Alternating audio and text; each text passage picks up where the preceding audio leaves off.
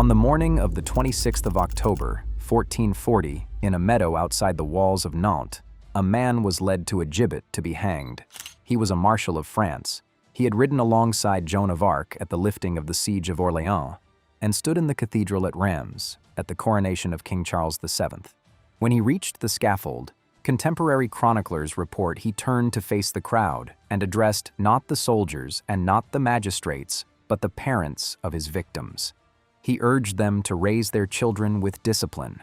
He warned them with a great effusion of tears against the bad management that had led, he said, to his own ruin. The crowd did not jeer. They wept. They prayed for his soul. Then he was hanged.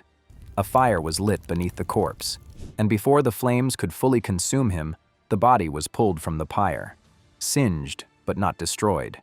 His name was Gilles de Montmorency-Laval, Baron de Rais. And let's go down. The inheritance. He was born at the fortress of Champtocé-sur-Loire in late 1404, on the contested marches between Brittany and Anjou. The four houses converging in his bloodline, Montmorency-Laval, Rais, Machecoul, and Craon, were among the wealthiest noble lines in western France. In 1415, when Gilles was approximately 11, both of his parents died. The cumulative deaths consolidated, in the hands of an 11-year-old boy, one of the largest territorial inheritances in Western Europe. Legal guardianship passed to his maternal grandfather, Jean de Craon, a politically astute, notoriously avaricious lord who exercised something like the opposite of disciplined tutelage. Gilles himself, on the scaffold, would attribute his pathology to this period. He was allowed, he said, to become unbridled and to pursue whatever pleased him. Craon arranged Gilles' marriage in 1420 to a wealthy heiress named Catherine de Thouars after the suspicious deaths of her prior suitors. By 1424, he had emancipated himself from his grandfather's regency and assumed full control over an estate that, by some measures, made him wealthier than the King of France. The Marshal. In 1426, Gilles used his personal treasury to raise 7 private companies of men-at-arms and entered the war against the English occupation under the Constable of France. Where the chivalric code required that captured collaborators be ransomed, Gilles preferred to hang them from poles driven into the ground. The method established him as both formidable and merciless. In April 1429, the Dauphin Charles assigned him to ride with Joan of Arc on her march to Orléans. He fought beside her at the Battle of Les Tourelles, breaking the English siege. He fought at Jargeau. He was at Patay. And on the 17th of July, 1429, in the cathedral at Reims, at the coronation of the king, Gilles de Rais was invested as Marshal of France. He was 24. Later, romantic biographers invented a psychological collapse triggered by Joan of Arc's capture and execution. The 15th century record contradicts that fiction. Gilles was not present at her capture.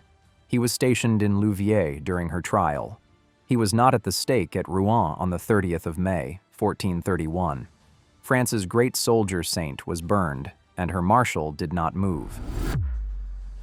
The profligacy. After the coronation, the war contracted. Gilles retired to his estates, and his immense inherited wealth began to evaporate. He maintained a standing private army of more than 200 retainers.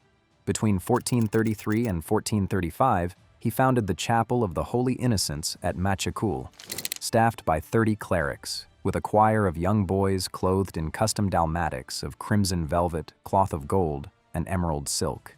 In 1435, he financed a 400-foot stage and over 140 professional actors for the Mystère du Siège d'Orléans, funded entirely from his treasury. To pay for it, he began selling his ancestral lands, most prominently to Jean V, Duke of Brittany, and his chancellor, Bishop Jean de Malestroit, frequently for fractions of their value.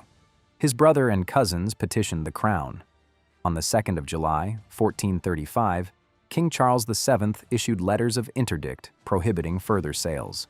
The Duke of Brittany flagrantly refused to recognize the king's jurisdiction over Breton land sales. The interdict, in practice, did nothing. The Occult Turn. Cut off from conventional credit and watching the courtly lifestyle collapse, Gilles turned to alchemy. The ecclesiastical trial record exhaustively documents his employment of itinerant alchemists, geomancers, and clerics turned necromancers. In May 1439, a Florentine cleric and self-proclaimed master of the black arts named Francesco Prelati arrived at the castle of Tifoges. Under Prelati's direction, the trial alleged Gilles engaged in repeated invocations of demons identified as Baron, Oriens, Beelzebub, and Belial. The objective was the philosopher's stone and, more practically, buried treasure. According to the indictment, Gilles signed a pact in his own blood, and the offerings made to the demon baron included the severed hands, eyes, and hearts of murdered children. It is here that the script must pause. The working title says 140 children. Where does that number come from? And how reliable is it? The number. The number is anchored in the legal record itself. Article 27 of the 49-article Bill of Indictment, read aloud before the ecclesiastical court on the 13th of October, 1440, alleged that 15 of approximately 140 innocent children killed had been concealed in the urban house of La Suze in Nantes alone. The accomplice confessions described 46 skeletal remains exhumed from a tower at Champtocé and transported by boat to Machecoul to be burned, alongside an estimated 80 bodies cremated at Machecoul itself. Gilles, in his own confession, said the volume was so vast he could not certifiably determine the number. Modern medievalists have offered estimates ranging from 80 to over 200. In 1992, a Breton novelist staged a mock rehabilitation tribunal which sensationally acquitted Gilles. The revisionist case rests on three pillars: financial motive of the duke and bishop, confessions extracted under threat of torture, and the absence of physical remains. The mainstream scholarly response is that a politically motivated trial does not signify a fabricated crime. Long before the arrest, peasant communities across three widely separated regions were reporting identical patterns of disappearances. The accomplice confessions match in granular detail across separate interrogations.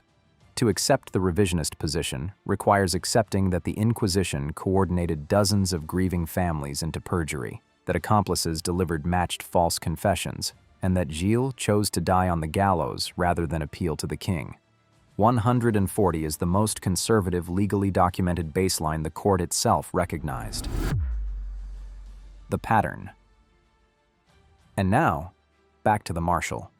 The earliest dated disappearance preserved in the surviving civil trial record is that of a child named Judan. The deposition recorded the testimony of a resident of Machecoul who had encountered an apprentice furrier searching for his 7-year-old son. The boy had vanished without trace 8 months earlier in the vicinity of the Marshal's estates. The pattern reconstructed from dozens of similar depositions was consistent. The victims were overwhelmingly male, aged between approximately 6 and 18, drawn from the impoverished peasantry and from itinerant beggar children passing through villages in an era still ravaged by the 100 Years' War, recurrent plague, and roving mercenary bands. The procurement was not Gilles alone.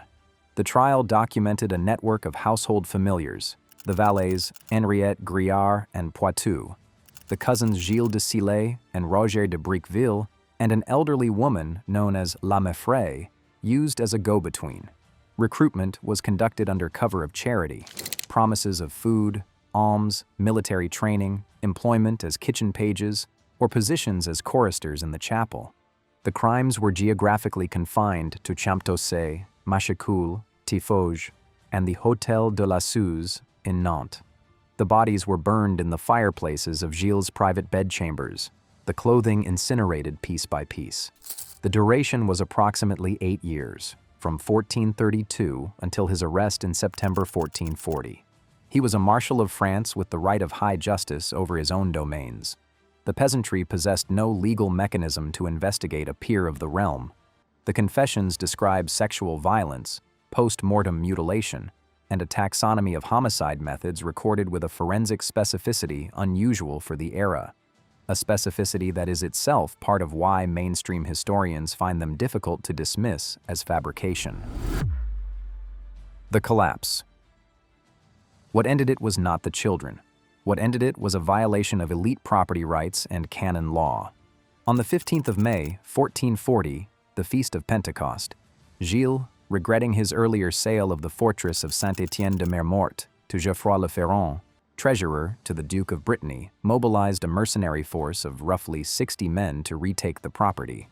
During the assault, he breached the local parish church mid-mass, armed and screaming, and seized the officiating priest, Jean Le Ferrand, brother of the treasurer, dragging the cleric from the altar in irons.